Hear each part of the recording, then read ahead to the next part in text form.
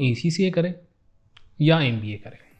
अगर इस डिसीजन के बीच में आप कंफ्यूज हैं तो इस वीडियो के अंदर हम इसी के ऊपर बातचीत करने वाले हैं। मैं हूं CA Gaurav Sabharwal, A team commerce academy Indore से। आइए बात करते हैं। Welcome to career Tuesdays on the move. यहाँ पर हम करियर और मोटिवेशन से रिलेटेड अनबायस्ड वीडियोस बनाते हैं। Welcome back. इस वीडियो की रिसर्च करते समय मैं कई सारी वीडियोस जो यूट्यूब पे ऑलरेडी बन रखी हैं उनको मैंने देखा और मैंने रियलाइज़ किया कि वहाँ पर जो कंपैरिजन है बड़ा जेनरिक है। एक का कॉस्ट ज़्यादा, दूसरे का कम, एक की सैलरी ज़्यादा, दूसरे का कम, एक में 2 साल लगते हैं तो एक में ज़्यादा समय लगता है, और इस तरह के कुछ ऊपरी बातें करी हुई हैं। बट क्योंकि मुझे लगता है कि बहुत क्रूशल डिसीजन है तो ऐसे ऊपरी तौर पे फैक्टर्स को हमको कंसिडर नहीं करना चाहिए। थोड़ा सा और इन डेप्थ में जा करके क्लियर पिक्चर लेकर के अपना डिसीजन लेना चाहिए। एक डिस्क्लेमर मैं यहाँ पर दे देना चाहता हूँ। यहाँ पर ना हम ACCA को छोटे मोटे कॉलेजेस से कंपेयर नहीं कर रहे हैं, हम कंपेयर कर रहे हैं टॉप 20 स्कूल से जहाँ पर कैट में अच्छा स्कोर चाहिए होता है और हमें इंटरव्यू वगैरह और JD वगैरह सब GD वगैरह सब कुछ क्रैक करके जाना होता है। ठीक है ना। इस वीडियो के अंदर 4 फैक्टर्स की हम बात करने वाले हैं जिनको आप देख करके डिसाइड कर सकते हैं कि आप एक पर्टिकुलर स्टेज पे ACCA करना सही रहेगा आपके लिए या MBA। चल जी, तो सबसे पहले सिनेरियो समझ लेते हैं क्या है। सिनेरियो ये है कि आप हैं अपने ग्रेजुएशन के फाइनल ईयर में और अब आप डिसाइड कर रहे हैं कि हमें ACCA करना चाहिए या फिर कैट की प्रिपरेशन करें, एग्ज़ाम दें और MBA के लिए तैयारी करें। सर लास्ट ईयर है तो हम दोनों साथ में नहीं कर सकते, कैट की प्रिपरेशन भी कर लेते हैं और ACCA भी कर लेते हैं। तो in order to get that answer हमारे पहले पॉइंट के अंदर आपको एक क्लियर आइडिया आई थिंक हो जाना चाहिए। So let's straight away get to our point number 1, which is the level of difficulty of the courses। तो ज़्यादातर वीडियोस में बड़ी ऊपरी तौर पे कहा जाता है ACCA क्योंकि एक प्रोफेशनल कोर्स है, इसे क्लियर करना काफ़ी डिफ़िकल्ट है as compare to MBA, right. But MBA का भी अपनी ही एक रिस्ट्रिक्शन होती है, एक डिफ़िकल्टी लेवल होता है, क्योंकि MBA के अंदर आपको अगर घुसना है, राइट, एंट्री करना है, तो वहाँ पर एक बहुत बड़ा एंट्री बैरियर होता है। ठीक है, अब इस बात को थोड़ा डिटेल में डिस्कस करके समझते हैं। भाई अगर आप ACCA की शुरुआत करते हैं तो हम नॉलेज लेवल जो उसका पहला लेवल होता है उससे शुरू करते हैं, और ये जो नॉलेज लेवल है ये फेयरली इजी होता है क्लियर करना, क्योंकि 50% से ज़्यादा ग्लोबल पास रेट है इसके अंदर और ज़्यादातर स्टूडेंट्स से बहुत कम समय के अंदर कंप्लीट कर लेते हैं। तो अगर आप अपने ग्रेजुएशन के आखिरी साल के अंदर ACCA का नॉलेज लेवल शुरू कर रहे हैं तो ग्रेजुएशन ख़त्म होते होते 4 से 5 पेपर आप क्लियर कर सकते हैं और छठे की आप तैयारी ऑलरेडी कर रहे होंगे। अब यहाँ पे कुछ स्टूडेंट्स बोलेंगे सर क्यों ना हम 1 साल वेट कर लें और उसके बाद 4 पेपर की एग्जामिशन ले लें। देखिए पहले तो मैं वो चीज़ रिकमेंड करता नहीं, बट अगर आप उस रूट पे भी जाना चाहते हैं तो BCom का पेपर ख़त्म होते से रिज़ल्ट आपके हाथ में नहीं आता। रिज़ल्ट आने में कोई भी यूनिवर्सिटी को रिज़ल्ट पब्लिश करने में समय लगता है, और उसी समय के अंदर क्योंकि हम 4-5 पेपर ऑलरेडी क्लियर कर चुके हैं, 2-1 पेपर और क्लियर हो जाते हैं। तो आप 1 साल वेट करके 4 पेपर की एग्जामिशन लें, उससे बेटर कि लास्ट ईयर फाइनल ईयर के अंदर ही अपनी प्रिपरेशन शुरू करके आप 6 से 7 पेपर क्लियर कर जाएं। क्या है, इस डिस्कशन से हम फिलहाल आगे बढ़ते हैं। दूसरी बात जो मैं यहाँ पर आपको कहूँगा वो ये है कि ACCA के अंदर कोई रिजर्वेशन सिस्टम या सीट लिमिट तो है नहीं जो MBA के अंदर होती है। तीसरी बात जो है वो है कि आपको अपना जो कंपटीशन है आप अपने पीयर से करते हैं, अपने इक्वल से करते हैं, जबकि MBA के अंदर ऐसा नहीं होता। MBA की बात भी अभी करते हैं। तो पीयर्स कैसे, मतलब जैसे आप कॉमर्स फील्ड से हैं तो सामने वाला भी कॉमर्स फील्ड से है और आप दोनों ACCA का एग्जाम दे रहे हैं, तो this is a fair competition. MBA के अंदर ऐसा नहीं होता है, बिकॉज MBA के अंदर जो कॉम्पिटिशन है दैट हैपन्स बिटवीन इंजीनियर्स। आपको जान के हैरानी होगी कि MBA के अंदर जितने भी एडमिशन्स होते हैं उसमें 72 to 75% इंजीनियर्स होते हैं, और कॉमर्स फील्ड से आए हुए स्टूडेंट्स कुल 12 से 15% ही होते हैं जो MBA निकाल पाते हैं। किसी भी बिजनेस स्कूल का वेबसाइट पर जाके उनके रिजल्ट के अंदर आप समझ सकते हैं, देख सकते हैं कि ये फिगर सही है कि नहीं। फिलहाल आगे बढ़ते हैं हमारे पॉइंट नंबर 3 की तरफ। अब यहाँ पर चक्कर ये है कि ACCA के अंदर अगर आप लेट्स से कोई एग्ज़ाम क्लियर नहीं कर पाते हैं, तो अगर आप पहले 4 पेपर ACCA के प्रिपेयर कर रहे हैं तो आपने आज सुबह क्लियर नहीं हुआ तो आप शाम को पेपर दे सकते हो दोबारा बुक करके, अगर आप सेंटर बेस्ड दे रहे हैं। और अगर आप कंप्यूटर बेस्ड एग्जाम्स दे रहे हैं यानी कि रिमोटली घर से बैठ के पेपर दे रहे हैं, तो आप 7 दिन के बाद अपना पेपर दोबारा से बुक करके दे सकते हैं। यानी कि आपको बहुत ज़्यादा वेट नहीं करना। जबकि MBA को हम कंपेयर करें तो यहाँ पर आपको पूरा 1 साल इंतज़ार करना पड़ेगा दोबारा से कैट अटैम्प्ट देने के लिए। और ज़्यादातर स्टूडेंट्स 2 से 3 बार कैट तो देते हैं अगर उनको ज़िद होती है कि नहीं हमें अच्छे कॉलेज में ही जाना है। और आखिरी बात, सिर्फ और सिर्फ कैट क्लियर करने से बात नहीं बनेगी, आपका ग्रुप डिस्कशन और इंटरव्यू ये सब भी क्लियर करना पड़ेगा to get into an MBA college. If that doesn't happens then again you'll have to wait 1 year. अब देखें, आप गलत ना समझे मुझे, मैं डरा नहीं रहा आपको। ये जितनी भी बातें मैंने आपको कही हैं ये सारी फैक्ट बातें हैं, राइट। इसके अंदर कोई भी मैंने ऐसी चीज़ नहीं कही जो फैक्ट ना हो, ठीक है ना। But anyways if you want to add something to this analysis जो शायद मैंने मिस कर दिया हो, please comment section is open. बढ़ते हैं अपने दूसरे पॉइंट की तरफ, which is duration of these 2 courses. But उसकी बात करें इससे पहले, अगर आप आए हैं इस वीडियो पे पहली बार और इसी तरह के कंपैरिजन्स कोर्सेज के बीच में लगातार देखना चाहते हैं तो प्लीज़ सब्सक्राइब कर दें और लाइक कर दें इस चैनल को सपोर्ट करने के लिए। क्यों? क्योंकि काफ़ी मेहनत लगती है ऐसे वीडियोस को बनाने के लिए, रिसर्च करने के लिए, और आप अपना सपोर्ट इससे मुझे दिखा सकते हैं। फिलहाल बढ़ते हैं पॉइंट नंबर 2 की तरफ, which is duration of the courses. यहाँ पर भी बहुत ऊपरी तौर पे बात करी जाती है, भाई ACCA 2.5 से 3 साल लेता है, जल्दी भी हो सकता है बट 2.5 से 3 साल हम एवरेज मान के चलते हैं, और MBA तो जी 2 साल में हो जाता है, तो MBA कम टाइम लेता है। ऐसा नहीं है, हम ऑलरेडी डिस्कस कर चुके हैं कि कई बार कैट जो है स्टूडेंट्स 1 से 2 बार या कई बार 3 बार भी देते हैं।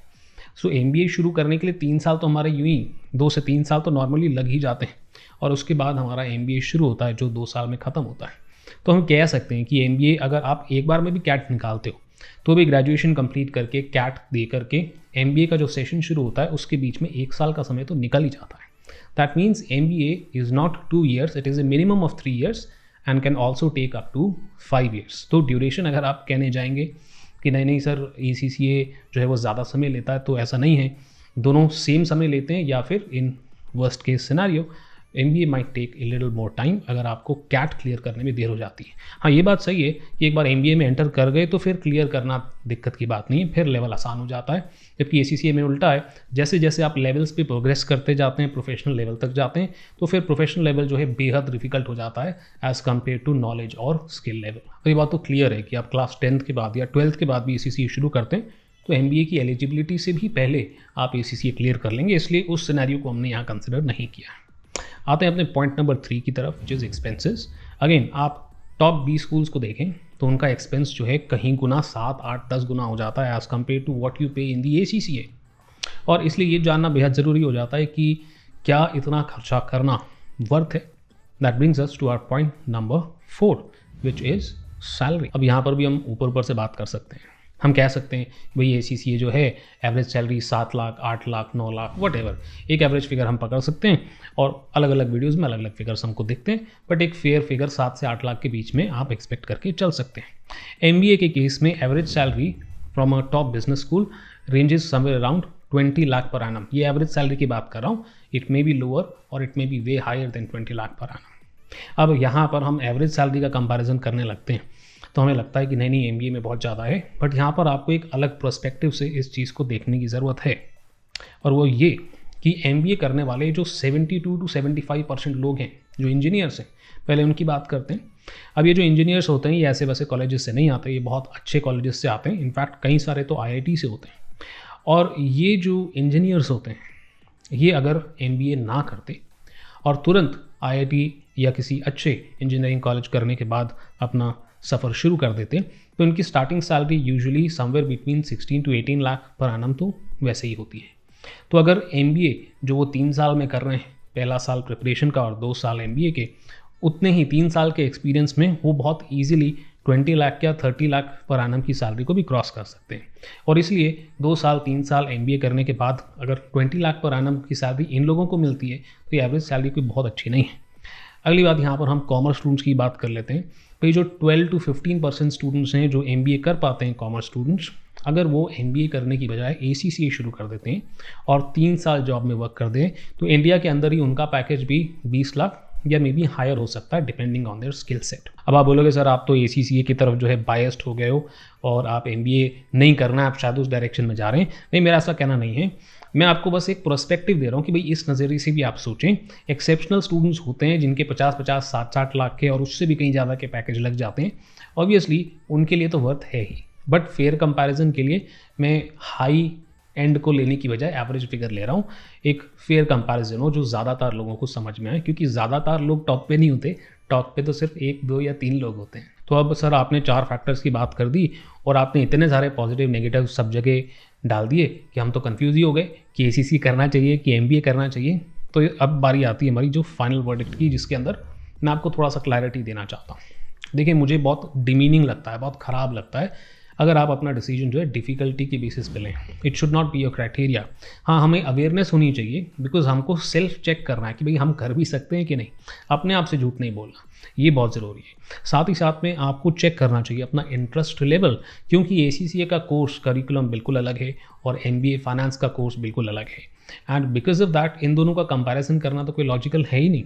तो आप अगर MBA में इंटरेस्टेड हैं तो शायद ACC आपको उतना इंटरेस्टिंग ना लगे एंड वाइस वर्सा। तो अपना इंटरेस्ट चेक करें, और अगर आपका इंटरेस्ट MBA में है then you should not go for ACCA, you should definitely go for MBA, right. So checking your interest and checking your own level, क्योंकि हमें कहीं ना कहीं पता होता है कि हम क्या कर गुजार सकते हैं और क्या नहीं कर सकते।